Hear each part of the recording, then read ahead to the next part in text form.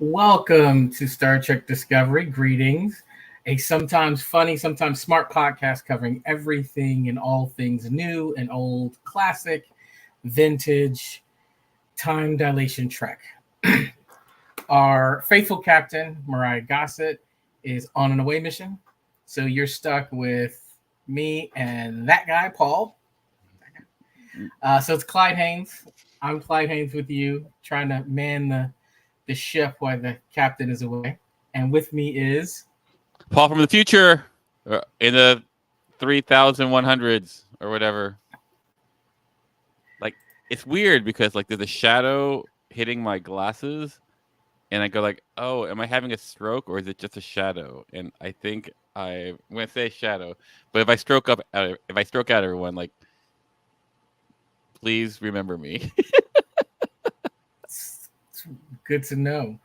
Well, we're back to Discovery. We've been talking about a lot of different Trek lately, but we are back to covering Discovery, and we are now giving a recap of previous seasons as we get closer and closer to the April date of the final installment of Star Trek Discovery.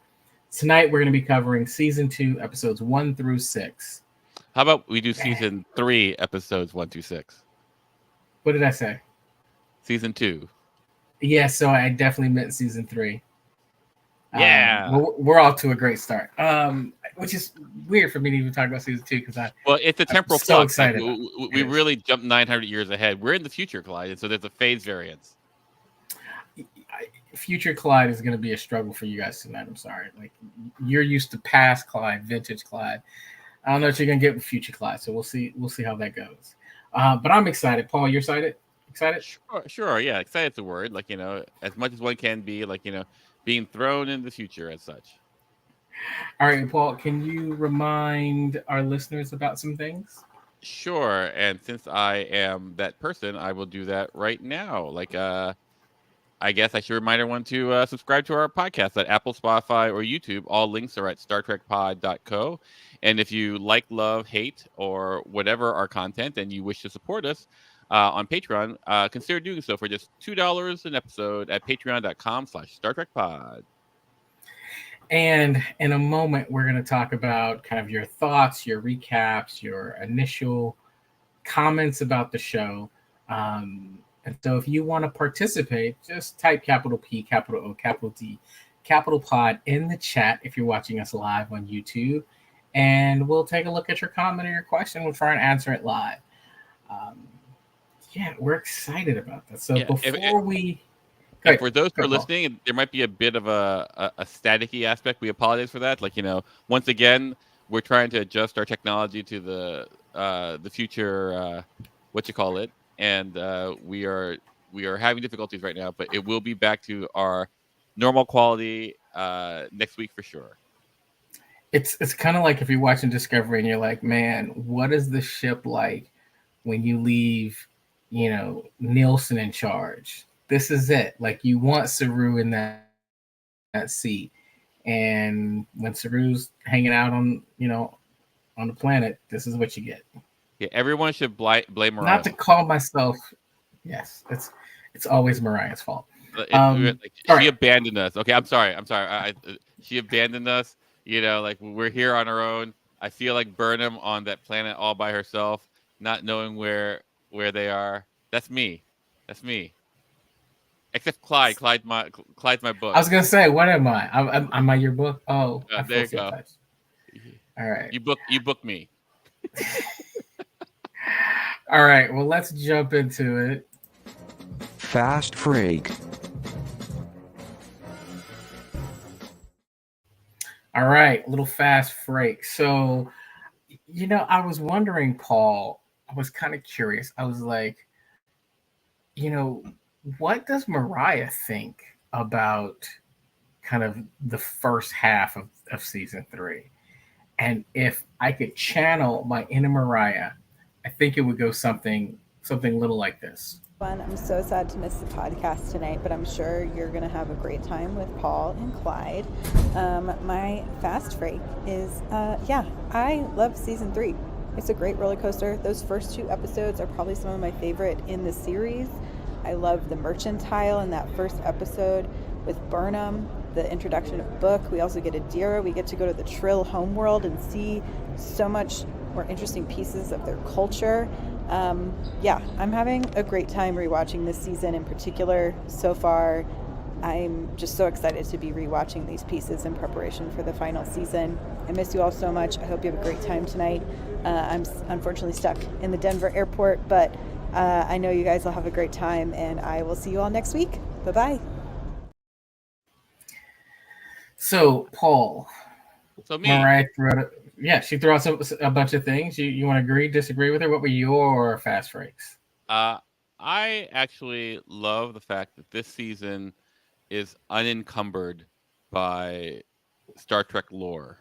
You know, like in that way that they've had to really try to put together how this is going to fit with, like, you know, the original series or next gen and all that stuff.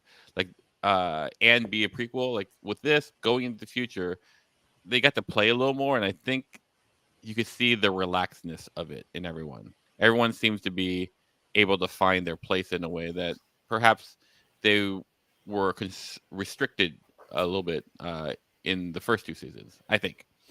So yeah, I think it's a fresher take. Like, you know, it's something that I have no, you know, in some ways, it's something that I feel like Discovery has always wanted to be. Does that make sense? Like, you could have done a Star Trek, you know, in the year 3000, but like setting it in the prequel, but like giving it like world-breaking technology, like lore-breaking technology. That's something that it's has always been a little rough for me, you know. Whereas like the Spore Drive existing in this timeline or this time frame seems so much more viable. Does that make sense? Yeah, no, I like what you said. So overall, I'll say I love season 3.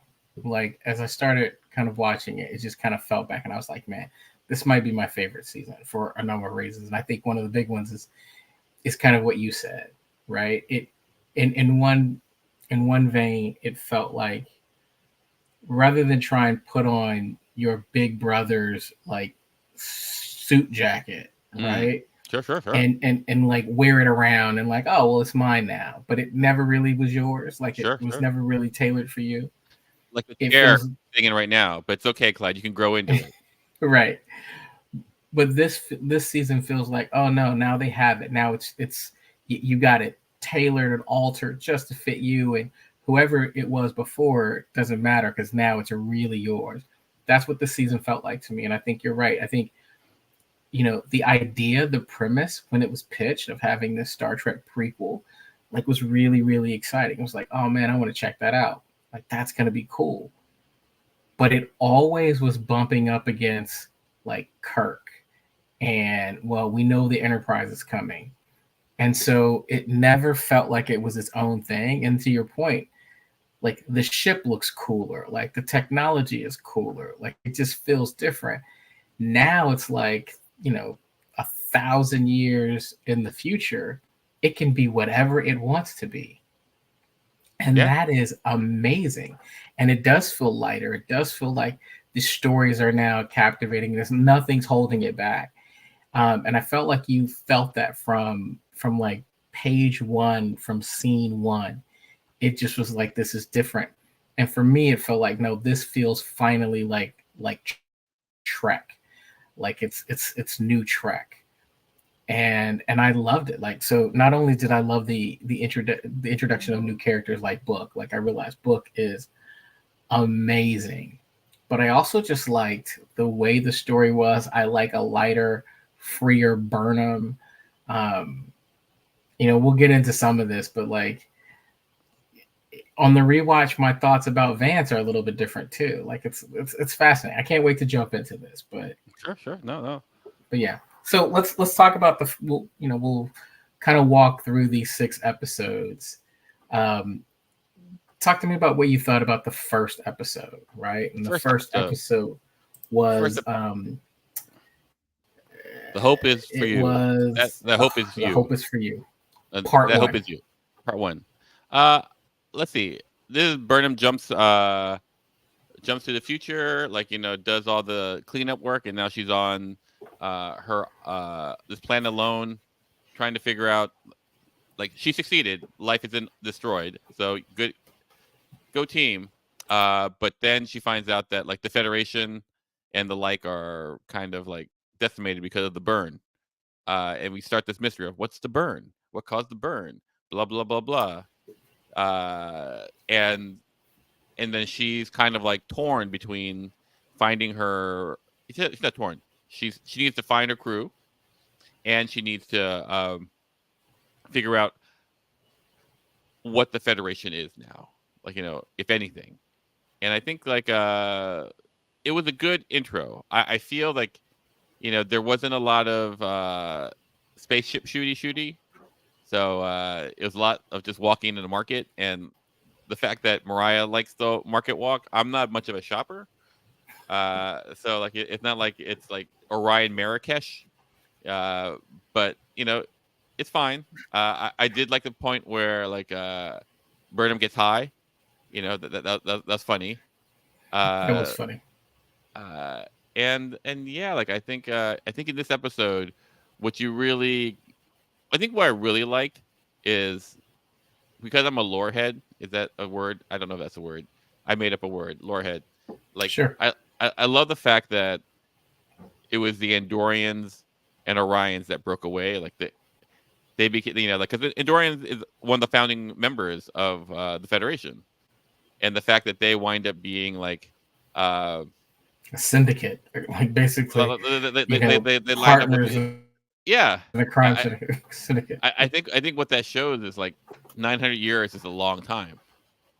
I think more than anything, more than the future tech and blah blah, the fact that, like, here's this founding member of the Federation with effectively the bad guys now. And I think, like, 900 years is it's something. Yeah, I agree with you. It does show us that really this is a brave new world, right? Yeah. And what I mean by that is, like, almost from moment one, it's saying whatever you think you know about the Federation, you don't know anymore, right? Like, we're going to turn everything upside down, and that's interesting. Like, that's, to me, like, okay, tell me more. I love this episode, and I was concerned because you're right. There's no pew pew pews. There's pew pew pews, but not from a spaceship. There's more like pew pew pews from a phaser and a big old thing that looks like you've got a mini jet engine on your hand. But I was thinking, like, wow, we're gonna get a whole episode with it's just Burnham, right? Like, we don't see a whiff of the rest of the crew. What's this gonna be like? And I gotta tell you, I really enjoyed it. Like, I thought the introduction of Book and this new Burnham, especially going back and understanding now, they're setting Burnham up to be different, right? Mm-hmm. She is as far away from her Vulcan heritage that she's ever been. You know what I mean? Like 100%. Like, she's loose now. Like, she's loose. Yeah, I think, although, like, from a paper standpoint, like, you're on paper and you go, like, oh, here's this human raised by Vulcan, blah blah blah. I think that is interesting. I don't think she was ever rendered in a way that I found compelling to have for that background. There's always this. It never really meshed with who I feel the character Burnham who I want to be versus what I think is being played, and I don't even know if, like, the actor could really find that balance, and not because of her prowess, but simply because I don't know if that balance was really written. But, like, but now that she's in the future, I feel like you said, like, if you started at season 3, you wouldn't know that she was raised by Vulcans. No. There's very little there that says it, aside from, like, a few expositional type things. But if I told you in season 1 that she was raised by Vulcans, they go, like, oh yeah, I guess she's talking a little weird. I guess she's talking in a way that a Vulcan would talk, and and from a character study perspective, that's interesting. Like it's really interesting to see a human talk like a Vulcan and like really think like a Vulcan. But like as far as like cinema and for like storytelling and for our hero to be that, I don't think it was ever rendered in that way. You know, you gotta remember, Spock is never the main character. We love Spock, but he's not the main character. You know, it's interesting, and I'm like, I want to disagree with you because I'm like, are you about to have me criticize one of my favorite shows? And I don't like that, but I have to agree with you because one, when I think about characters that are kind of bicultural in Star Trek, Mhm. Spock, when I go back and think about the original series or I think about the movies, I never think about the fact that Spock is part human ever. Yeah, sure. Like he feels and comes across as fully Vulcan, right?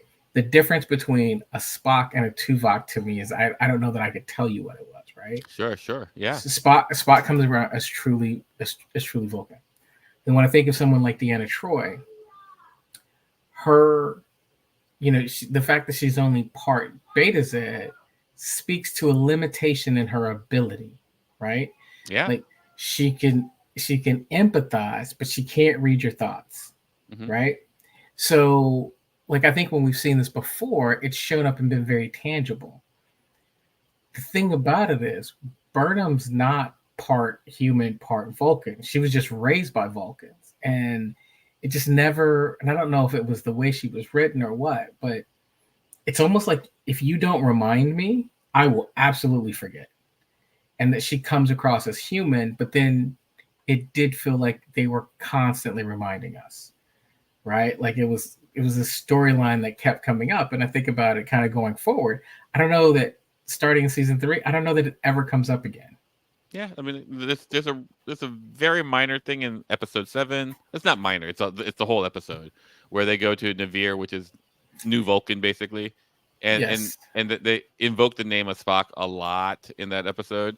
And you know, and but that's their connection. But in the end, like everyone sees her as human. No one sees her as Vulcan. You know, no one and people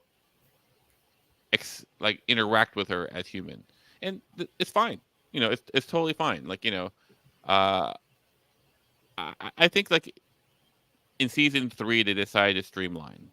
Yeah. I mean I think in a way like they were doing that season 2 as well. Like you know with they got rid of Arium, which was a lot of makeup production costs for a background character. You know, and you know and it's fine. Like, you know, you go like, I gotta save budget. We're not doing a lot with this character. Let's walk him off. And they did that with what's her name in this? Nine.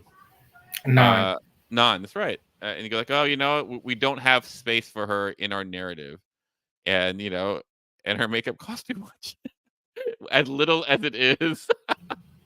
You know. Well, I think that's a good segue. Let's start talking about, well, one, before we move on to episode 2, any do you have one favorite thing about episode 1 you want our listeners, viewers to know? One takeaway?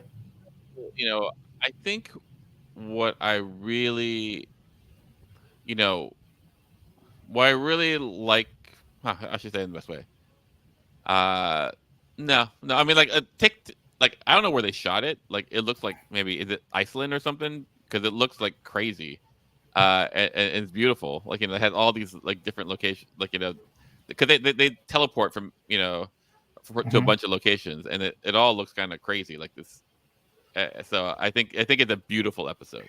But not one thing. Like, what about the ending of the episode where you've got the flag unveiling and like Starfleet head, or not headquarters, but this outpost? Like, yeah, I mean, so the episode starts off with this one guy setting up the Starfleet office, and it ends with the bookmark. Like, here's what happened to the Federation, and we're still here, and blah blah blah, and it's very sentimental. Like, you know, the unfurling of the flag, and you're going like, yeah, like, you know, for all of it, like, I'm a bit of control. I'm a bit of Leland.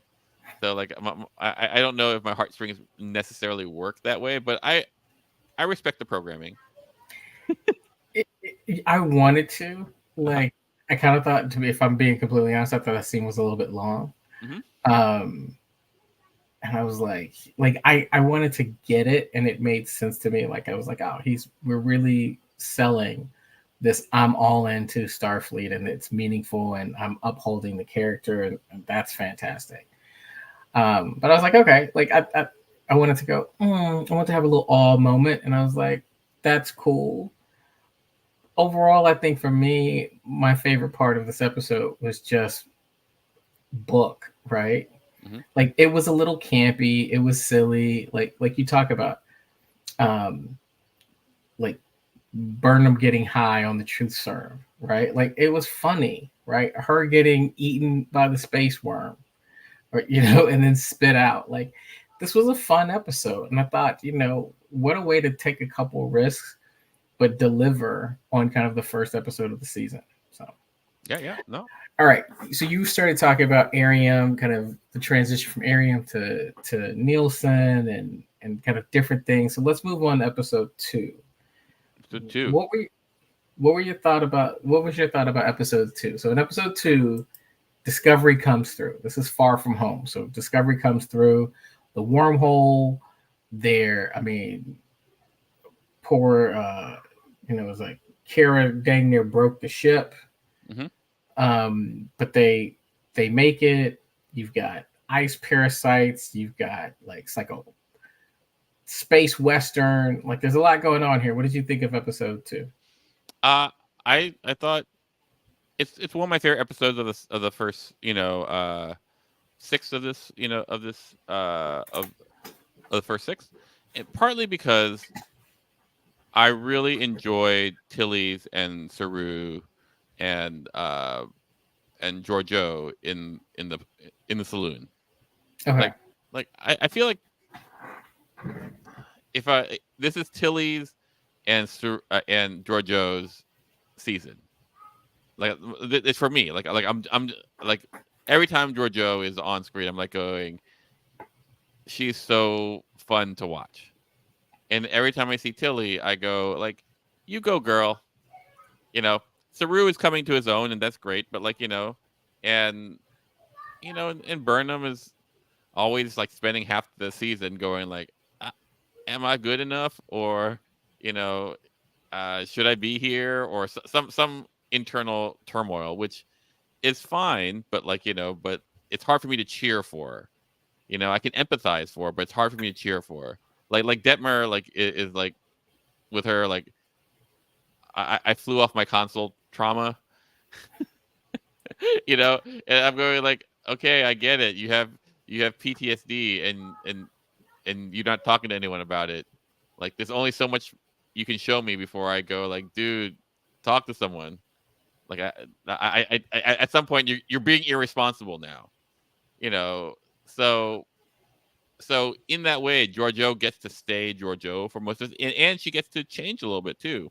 Like there are 2 episodes that are my favorite episodes of the season in the second half of the season. Like where Giorgio goes back to the mirror universe. I mean, they are.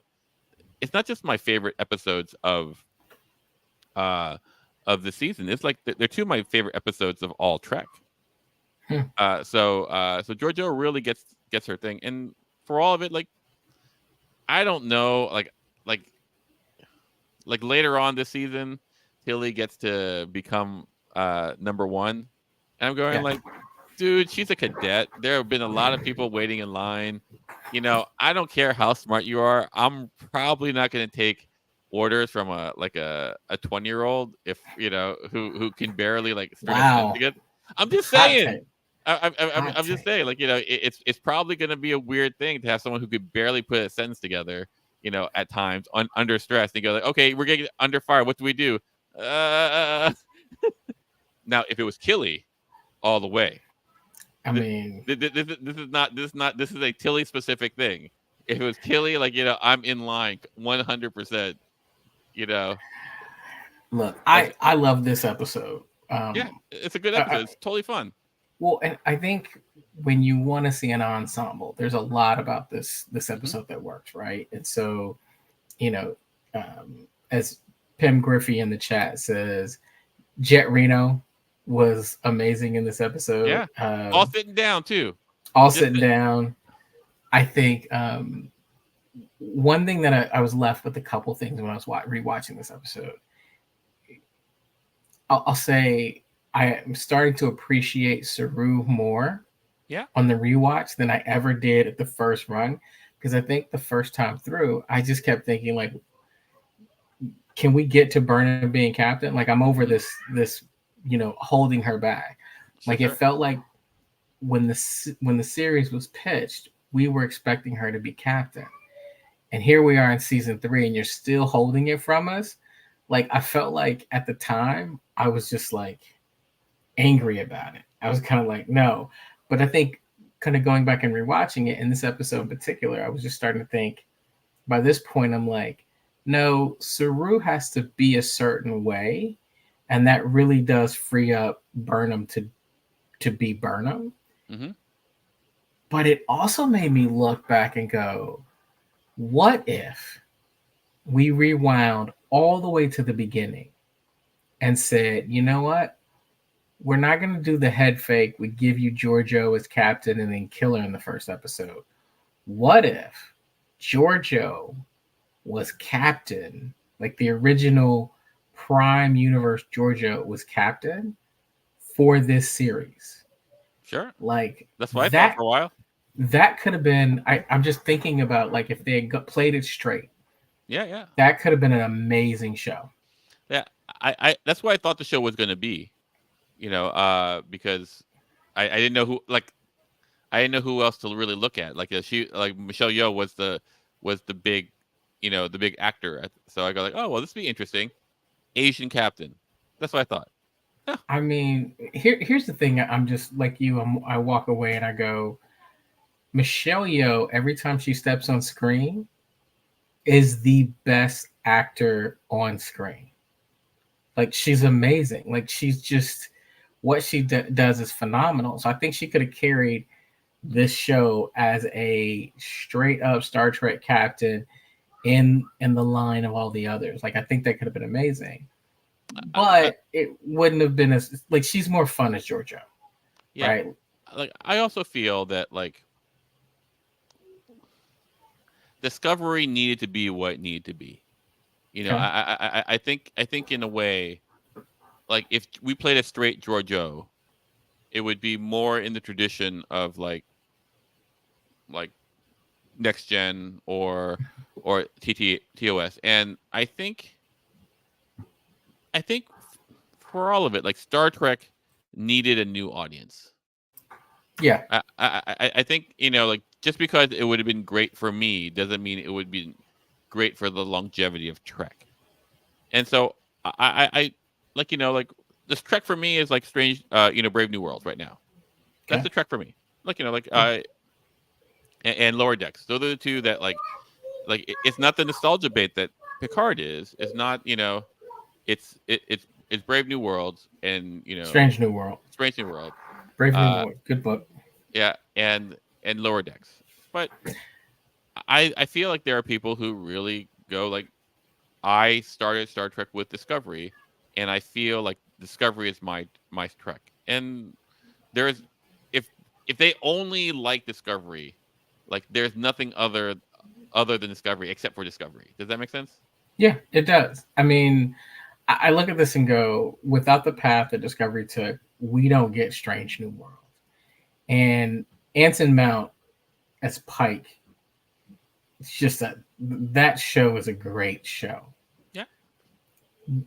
But I like Discovery quite a bit. I like what they're able to do, particularly in this third season. Like you mentioned, what would have been like if we had started in season 3? Yeah. Like, this would be a great show if it started in season 3. Right? You could start here and still kind of walk in. Now you'll miss some of the backdrop, but it feels like everything that was started in the first 2 seasons, with the exception of Michelle Yeoh, largely is a footnote. right? Like Sure. I feel like for the first 2 seasons we had this whole like Burnham, is rebellious and still traits of mutineer. Mhm. All that stuff is gone now, Yeah, no, I right? mean, I think like it just reminds me of Parks and Rec in a way. So Okay. Parks and Rec is a TV show. It's a comedy. It's and what happened is the first 2 seasons were not doing what exactly it needed to do. And what the writers did was they corrected their course and they got rid of some actors, they added some new actors, they changed the dynamic so that it became what we now know as the juggernaut that was Parks and Rec. And I think, like with here, like like take Saru for example. I think the idea of someone like who is first officer who's always afraid because they're genetically afraid. I think that's a pretty interesting thing to explore. Did it work for like a day to day, like 24 episodes or like 12 episodes? It probably was more problematic to have than to streamline it. And so Okay. they did. They went and adjusted. Goes okay. Let's just make it so that he's not such a coward, and he's just like a normal, tall, 8 foot like horse looking dude. Great, boom, done, and it works out. It might not be as nuanced, but it's a lot more. There's a lot more meat to. There's a lot more meat on the bones to play with. I like the word that you use, streamline, right? Because I do feel like the themes and the motifs that we see in Trek feel a little bit more familiar, right? And what I mean by that is you've got clear good guys and bad guys now, Mm-hmm. right? Yep. Like from the moment that Book steps on the scene, you're not confused that maybe he's a good guy, maybe he's a bad guy. Like I'm not sure. He moves in a way that you go, this is a good guy. And this is a misunderstanding. Like there's just something about him that you immediately know. And so I think we're getting back to that. Like I hate to say I like your streamline better than like simplified, right? Yeah. No. But it is kind of clear cut. So Well, right. you go, Clyde. No, go ahead, shoot. I was gonna say like there's a thing that like like you can do when writing, right? Like if you make characters really nuanced, then you're focused on the characters.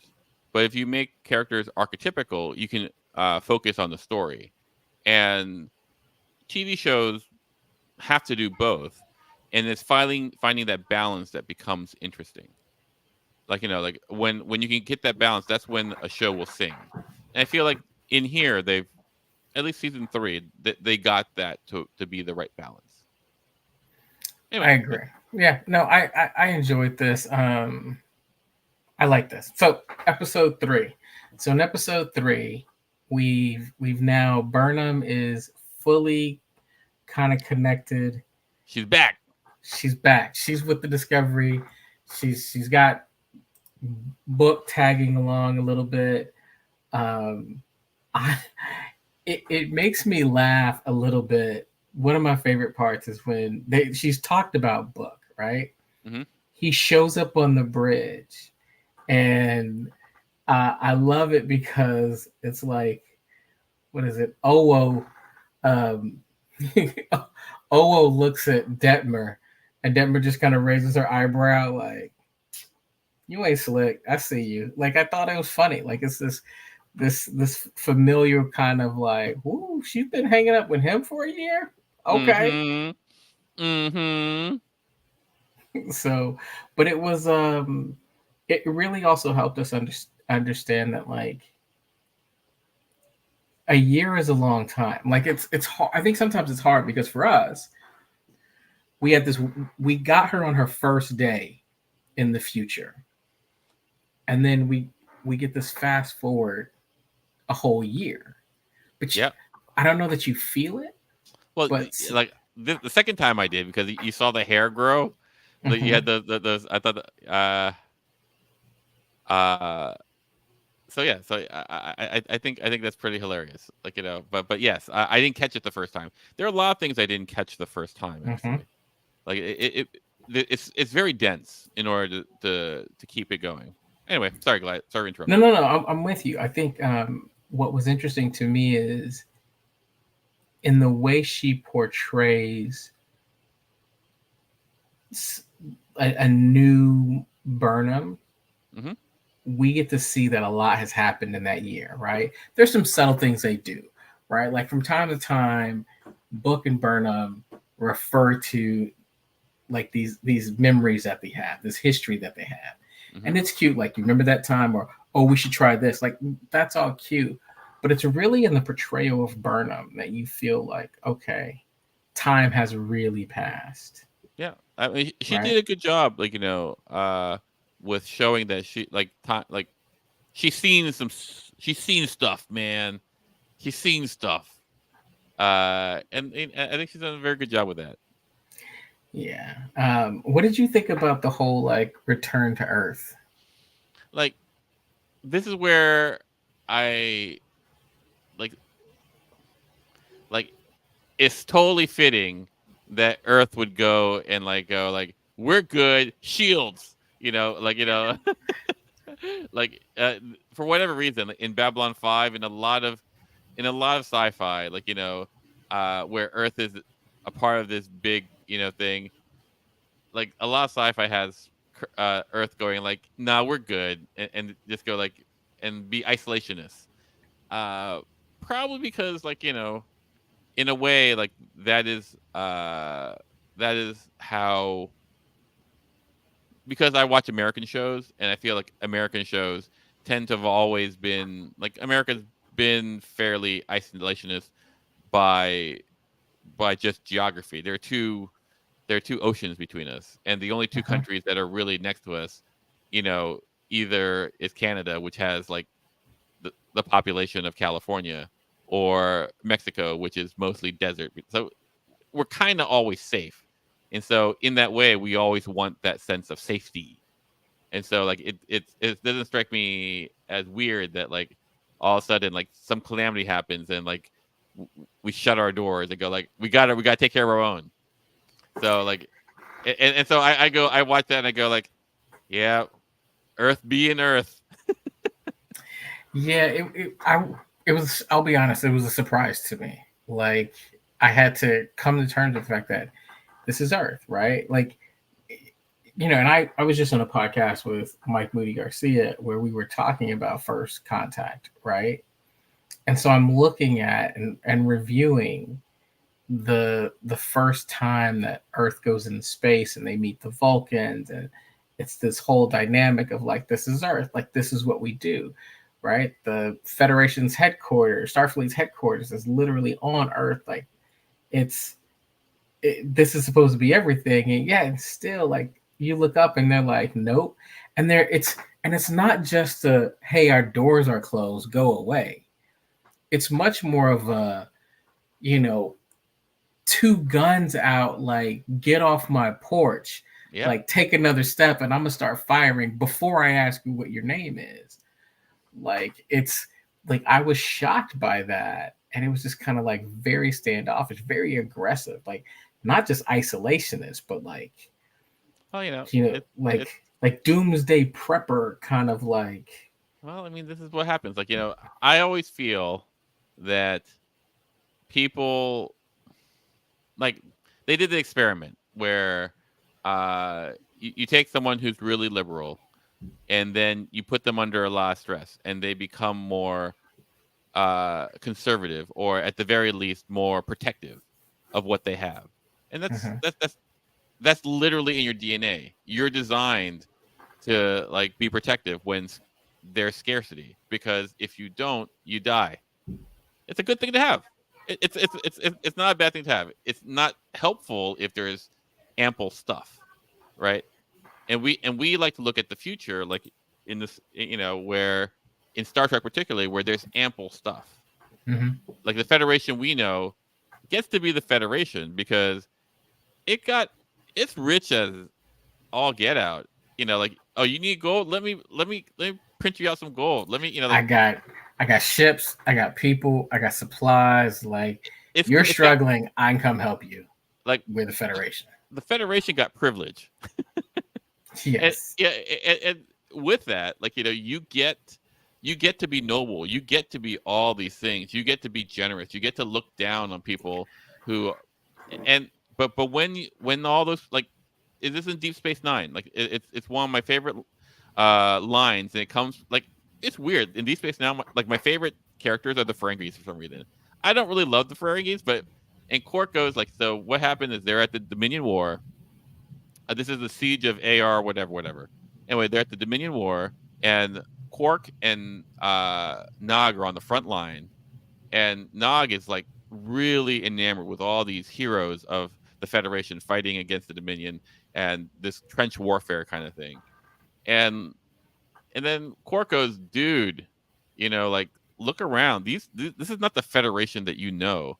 Like these humans that you admire so much, like you take away their creature of comforts, you take away, their holodecks, there's a warm shower, some food, and they become as vicious as any Klingon. And so and this is where I see this is post burn life, baby. Well, it's interesting as you say that because I think what's coming to me is what we're looking at in season 3 is a post-apocalyptic but high-tech world, right? Like if you think about any post-apocalyptic TV show or movie, you had people who were high worth, right? The people who were in the power. Well, when that thing that comes that neutralizes all of those things, well, there's a dynamic shift. Sure. And it's fascinating to me in this season because what we're starting to see is, right, it is easy, to your point, Paul, it's easy to have those high ideals and take the moral high ground and be generous when you have excess, right? Yeah. But the minute that you don't, it's like, okay, well, let's see who you are now. But you go down to Earth in episode 3, and it's nice as hell. Yeah, it is. I got it. It is.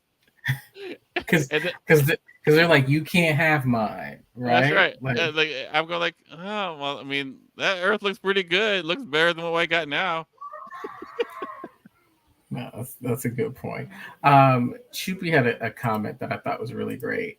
She said, it is very clear that for the first time in Burnham's life, she didn't have to live up to anyone's expectation but her own. And it really freed her. I agree 100%. Like agreed. But at the same time, like, that they, Chupi, like I 100% agree with that. But like they say all the time, like she's a responsibility hoarder. Yeah. Well, I think part of it is it's almost like being on vacation a little bit, right? Look, if you're a leader, if you're built like that, if you're disciplined, if duty and that responsibility is part of who you are, and I think ultimately with Burnham, it's just part of who she is, then the vacation's nice, right? Like it's nice to step out and like, okay, I don't have to worry about it. Like for a year, her only thing was to hang out with Book and do whatever it is that she wanted to do, right? To make her own decisions. That made sense. That was nice and easy. But, it's kind of like she was home alone, right? For a while. And then all of a sudden, the family shows back up. And you've got to decide, like, oh, man, did I really like that life?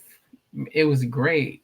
But is this who I really am? And I think Burnham starts to realize that who she is someone who's in the uniform.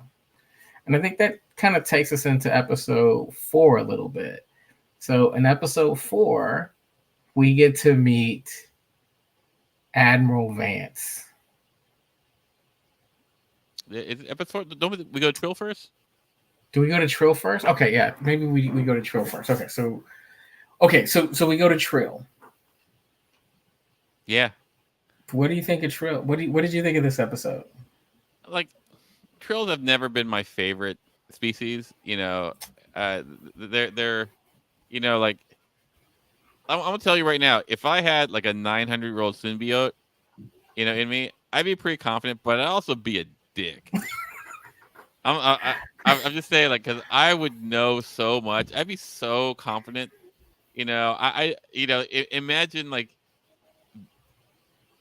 I'd be like Super Bezos, Super Musk, and go like, why would I, it was just, it would not be.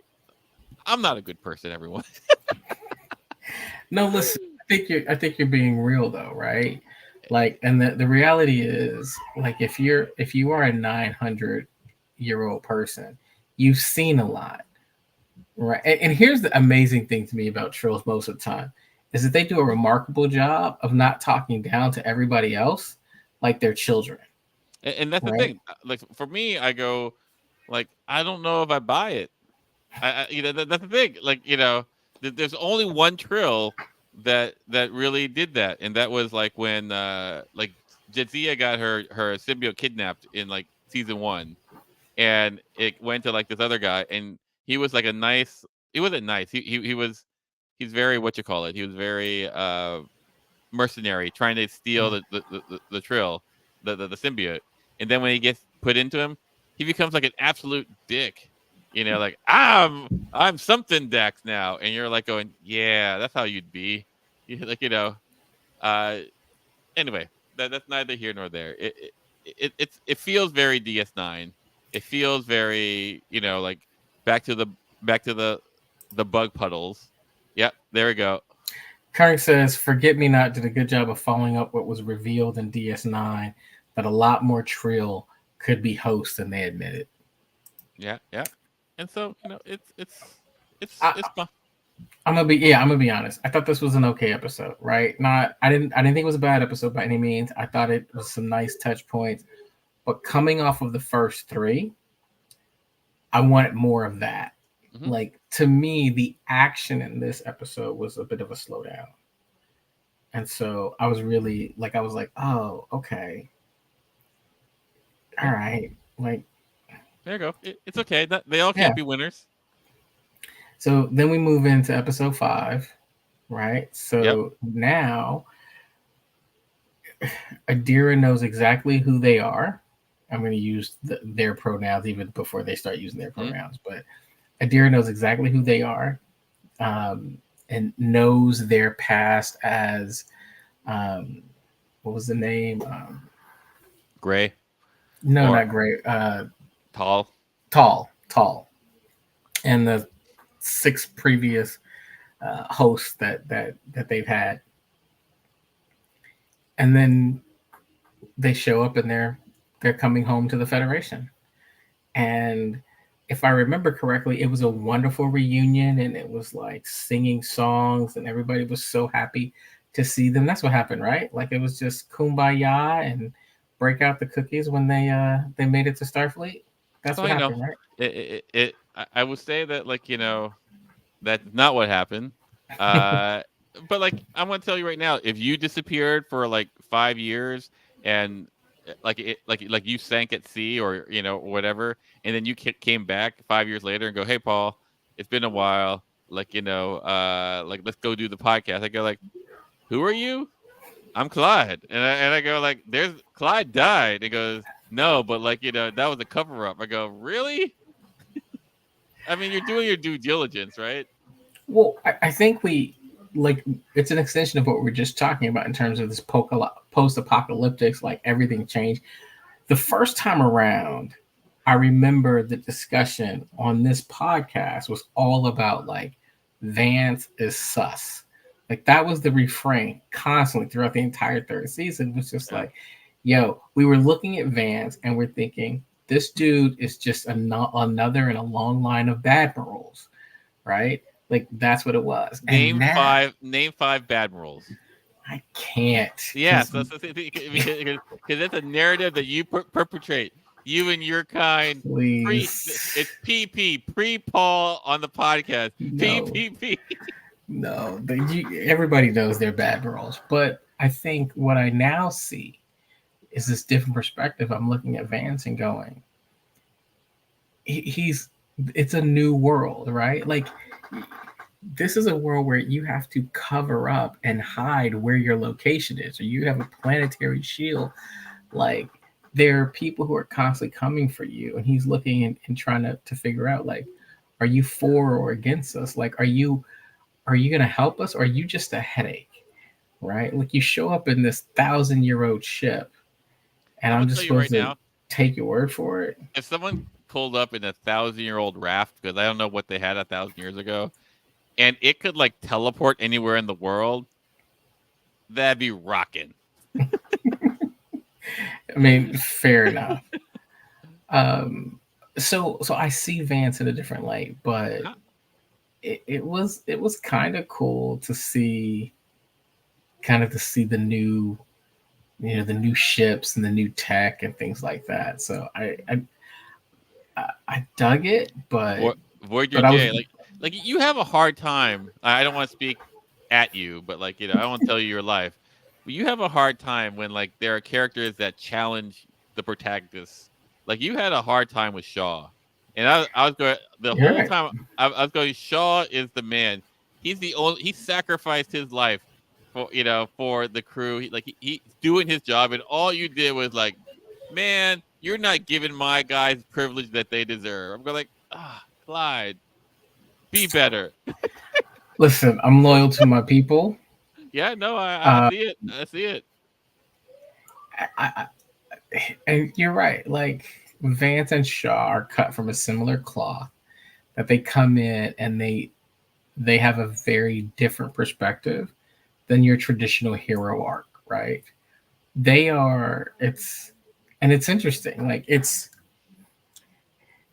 it reminds me of the action movies, right? Where you've got the hero and there's the car chase. And at the end of the car chase, they've got the bad guy, right? But then you've got to turn around and there's a captain in there, somebody going, yeah, you got the bad guy, but did you see what you did to the city? Right? Like you dang near broke a building in two, right? We got people rushed to the hospital because you driving through buildings and all this other stuff. There is this real, both of them kind of came into this, they brought this realism to our idealistic hero sci-fi fantasy that says the hero, like, don't worry about the consequences, the hero is the hero. And that was a little hard, I'll be honest. That was, at times it's hard for me to go, yeah, but they're the heroes, like you got to see the bigger picture, right? And the bigger picture often is they save the universe. Sure, Advance literally looks at Burnham and it's like, well, if what you say is true, then we all owe you a huge thanks. Sure. Thank you. That changes nothing, right? Thank you for bringing me the discovery. I could always use another ship. I'm gonna split your crew up and do what's best. Like that's kind of his mode, and I understand it, even if I didn't love it. No, I would say like this, like if everyone was like Shaw, Oh my goodness. or everyone were like Vance, what you'd have is probably order, and eventually the organization would fall apart. The world would collapse. But if you had everyone like Burnham or Picard or Riker, you'd have chaos. You have chaos, and once in a while, one of them does a good thing and saves the universe. I don't know which one is better. I'm not saying one is better than the other, but like I feel like it's an ecosystem, and I respect the ecosystem. I'm with you. There's a certain amount of balance that's important. So, all right. So episode 4 is Die Trying, and largely what we're talking about at this point is we're gonna go save some seeds. Yeah, like and Non has decided to stay with the seed ship. Yeah, another one that wasn't my favorite, just because I didn't like the premise of like Team Chaos. Yep. Like I didn't like the idea that there's this random Noah's Ark ship, Star Trek ship, just floating around. It just seems like really weird. Weird in a way that you're like, oh, I don't know if this makes a lot of sense to me. But I'll go with this conceit. And then like it's really like a ghost. I won't say a ghost ship, but like it's people going into a haunted ship and figuring it out. Yeah, and it was more a non-episode. Like, hey, I can see what they're trying to do. It's trying to be like, we've lost connection. We've lost connection, and now that we're here, we have to find a way to get ourselves either back or find the new balance. Because like on the ship, everyone's falling apart too, right? Mhm. So like I understand thematically what it was, and I respect, and it probably needs to be there. Um, I think Colbert has the what you call it, has a star line in this episode where it goes like, Mhm. hey, in order for us to be okay, we have to admit that we weren't okay, and Right. and I think that's you know, I'm It- not. You go, Clyde. I'm over talking. I apologize. you're fine. You're fine. You're fine. I think for me, this is, I don't want to call it a non-episode, but it moved. It moved a little bit. And I think the important piece here was you needed an episode to show Vance and everyone else the value of discovery, right? And so you gave them, they keep saying, we're a scientific vessel. So you gave them a science problem to solve, right? What you didn't do is go, all right, well, we're going to put you into the fight and throw you up against some bad guys. This is what it was. Like, it was a mystery. They solved the mystery. They figured out the puzzle, and they Save some did it. lives. Saved some lives. They did it. They came back. It was fine, right? I think, I liked Non. My whole thing is, I feel like you have to have a Worf Odo type of character in your team, right? That is you're the person who is a little bit aggressive, The not muscle. afraid to the muscle, right? You got to Like, have your BA Baracus in your team. like who was that in the original series? I mean, for oddly enough, it was Kirk, Yeah. Okay. right? Yeah. You make your point. Um, and I feel like they keep getting rid of that person here in Discovery. Like, I look at him like, Non was your security officer, right? Like, Giorgio is your, hey, we need somebody in this fight. Karate. And you're gonna get rid of her. Like, it's just, Willa. Like, I thought they were gonna keep Willa around, who's the Starfleet chief of security. Yeah. Nope.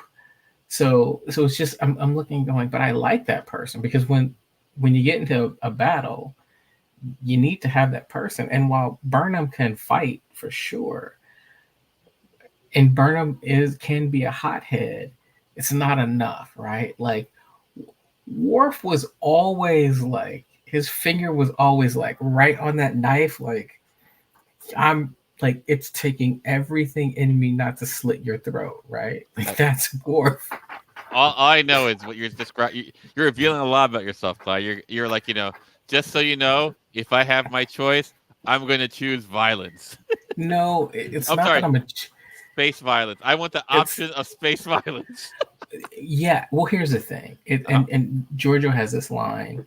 I think it's in the second episode, right? And she says, "He's a bully," or maybe it's in, actually. Hey, Maybe no, it's in the next that's right. That's right. Yeah, I remember it. He's a bully, and the only thing a bully respects is a bigger bully. Yep. Sometimes you need to have a bigger bully as a tool in your toolkit. That's all I'm saying. I right? understand.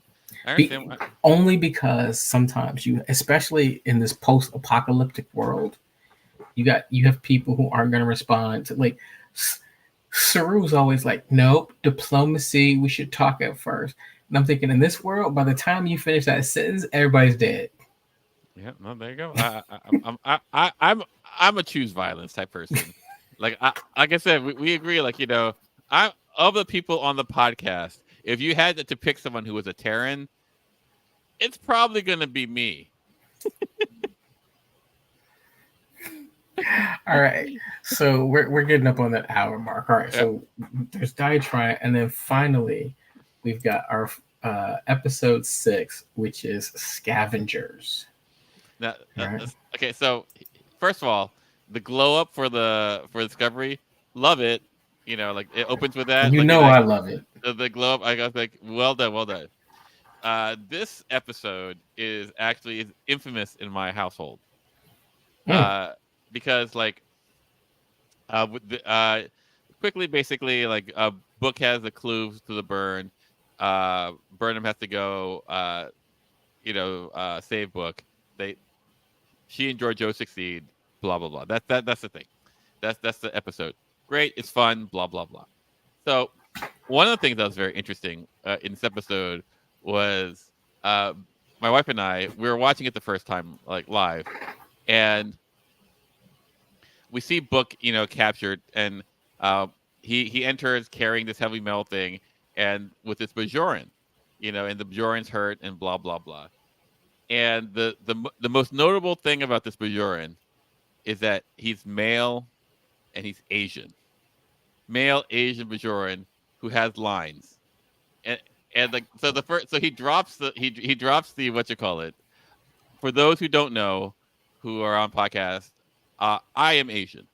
I am You an are? Asian, I am an Asian I male. had no idea. And so, like, he's carrying the heavy metal. He drops it because he has his busted elbow or whatever. And Book goes, "Hey, take it easy." And he goes like, "Oh, I got it." And the moment he said, "I got it," I go to my wife, "He's dead." And she goes, "What?" I go, "Well, he's Asian and he's a male and he has a line. He can't stay. He has to be made an example of." She goes, "What are you talking about?" Like, dude, it's just there's no reason to cast him as an Asian unless you're gonna do. It's a diversity cast. He's the token Asian. You've never seen an Asian Bajoran, and I go, oh, and she goes like, "I think you might be crazy." 5, 4, 3, boom! His head explodes. Yes, I did take something else slightly different away from that, but So I mean, I just thought now I gotta go back and watch Discovery to see if I can find an Asian Bajoran, just so I can say, "Hey, Paul, I found 6." you can watch all of Deep Space Nine. Good luck. No Asian Vulcans. Really?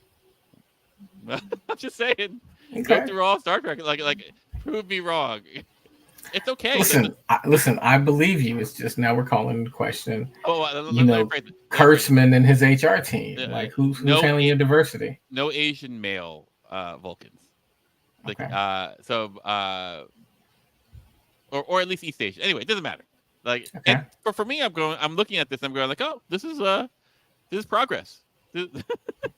Okay. Like, watching Asian male head get blown off. You go like, this how you now you're in the conversation. Hey, listen, it was not that long ago that I'd be like, I know exactly what you're talking about. Yeah, no, I mean, like, Yes. I remember when Tuvok came and like a black Vulcan? Vulcans aren't black, and you're like, calm down. Just everyone, just calm down. It's gonna be okay. All right. Outside of that, what did you think of this episode? I mean, I think it's Georgiou bait. Like, I think Georgiou's great, and I like the duo of them. They're just having so much fun. Yeah. I thought this was a pretty good episode. I mean, we're really now getting kind of introduced to the Emerald Chain, and we're getting introduced to Osira.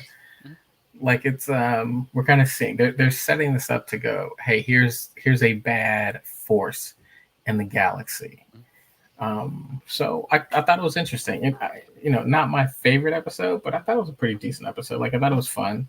It's a good episodic episode. Like basically, here's one adventure, and we're gonna do this adventure, and we're gonna give you a little nugget at the end. I'll tie it. Like, it should be that. It really should. I gotta agree with Chupi again. Book's ship is amazing, and I love it. Book does have a pretty awesome ship. Like, I don't know. Like, it is interesting. Like, I don't know if I love the Transformer aspect of it. Like, it's pretty cool to watch. Yes. But how do you say the word Transformer and say I don't love?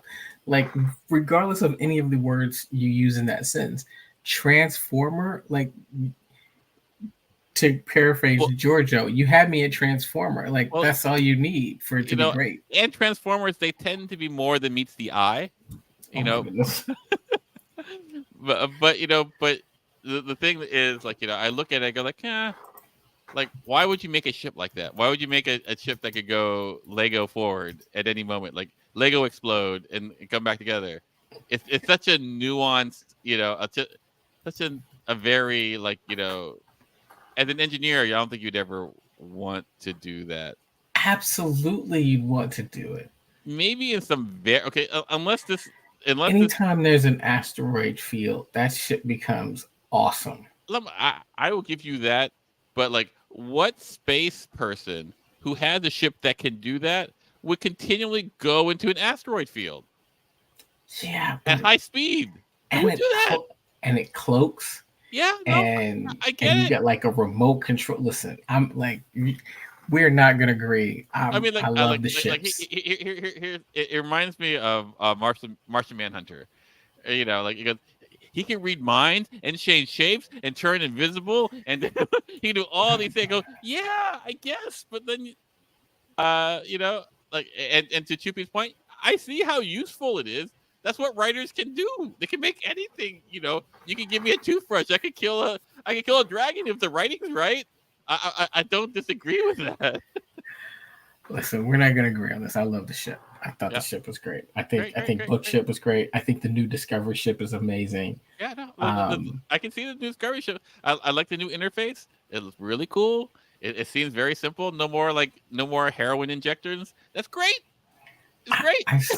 I still think the one thing about this kind of the cast that makes me laugh, and I'm looking for it, and I realize I actually did a pretty good job, is how there's this sense of like Ariam left, Nilsson showed up, and it's like she's been there the whole time. And so I was looking, ready to jump and pounce on, all right, you took it too far. Like there's a moment when Burnham comes back and everybody's hugging her. And I was like, they better not have Nilsson hug her like my long lost friend I can't wait to see, right? And they didn't. And then these moments where I was like, okay, I was looking for them, and they, I thought it was interesting that they were like, kind of early on, they gave her command, right? Well, to be fair, like, I feel that, like, Erdem has earned her place on, Discovery, right? Yes. Like, and more than that, for them, it was like a day later, right? Like she flew into the, they all said, yes, pick me. I'm going to go with you into blah, blah, blah, into the unknown. And the next day they're on a planet with like parasitic ice, which is a thing apparently. I don't know.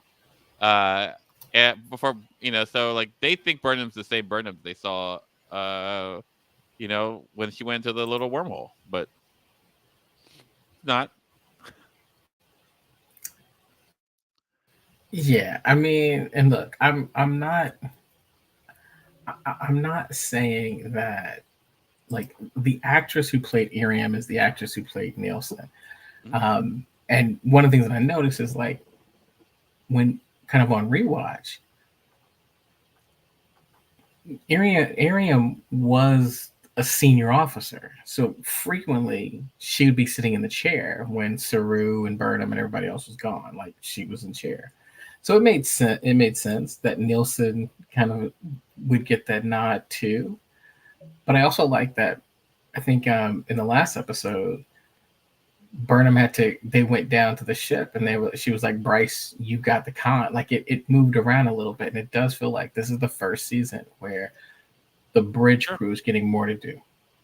Yeah, no, it's like I believe that the difference between 70s Trek and today's Trek is more of team leadership.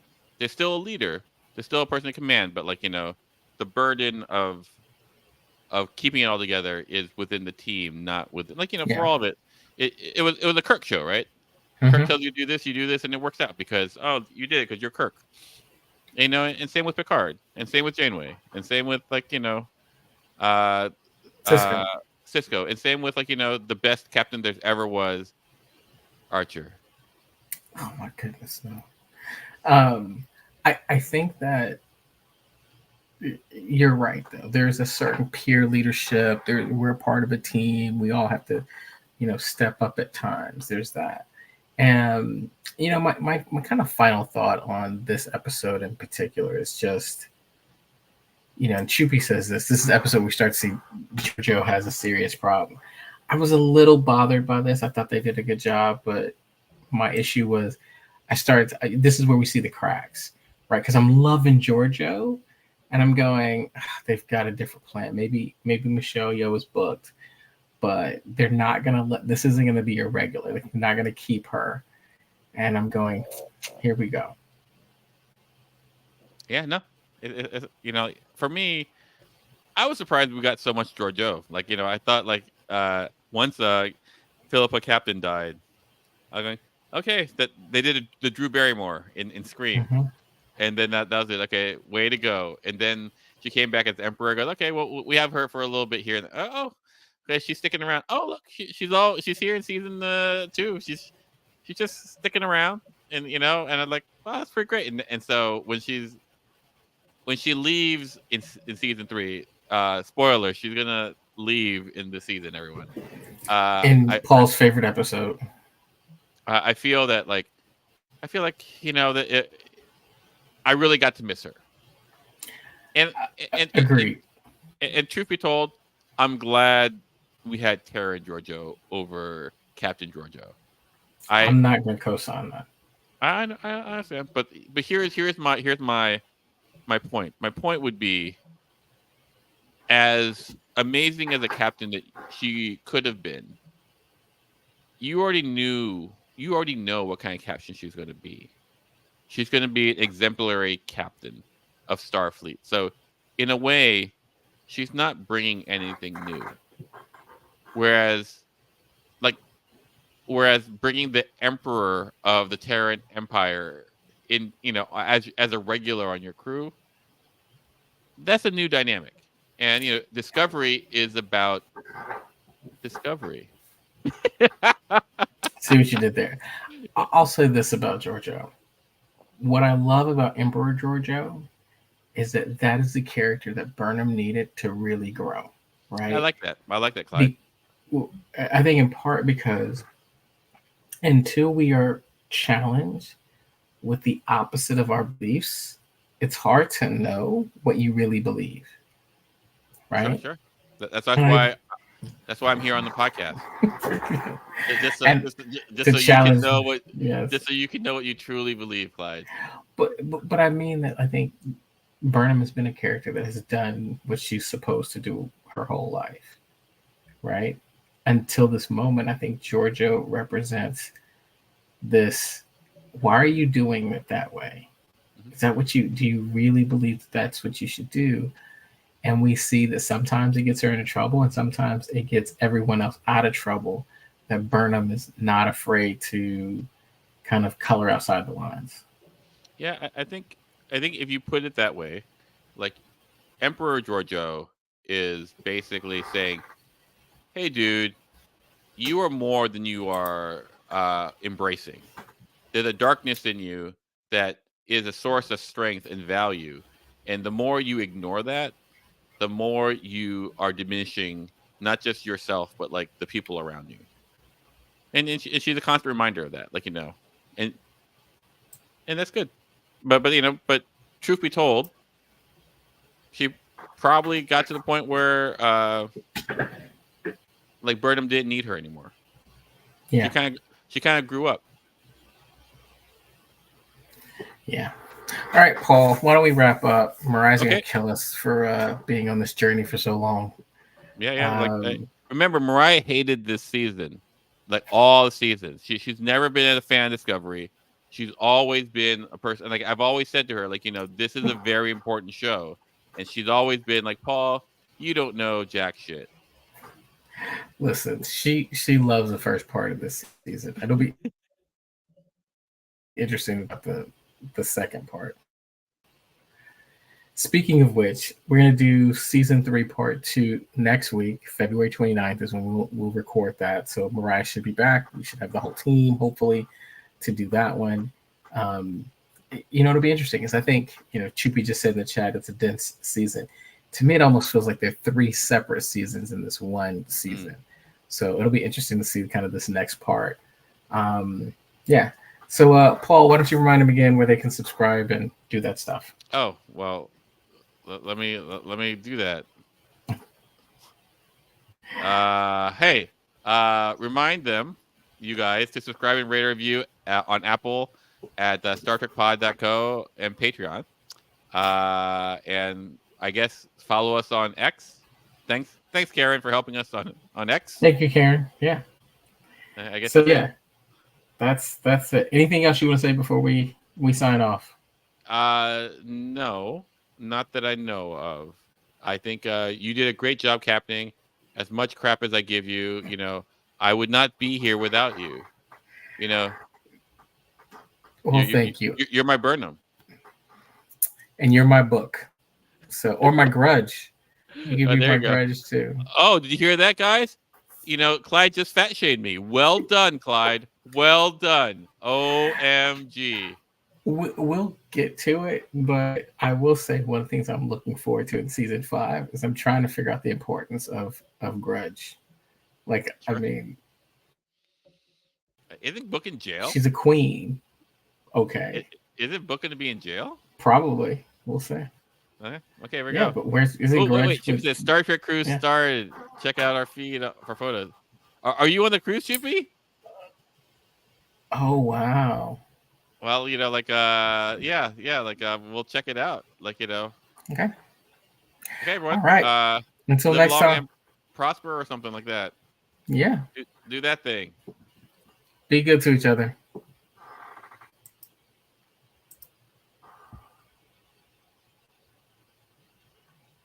We can stop anytime.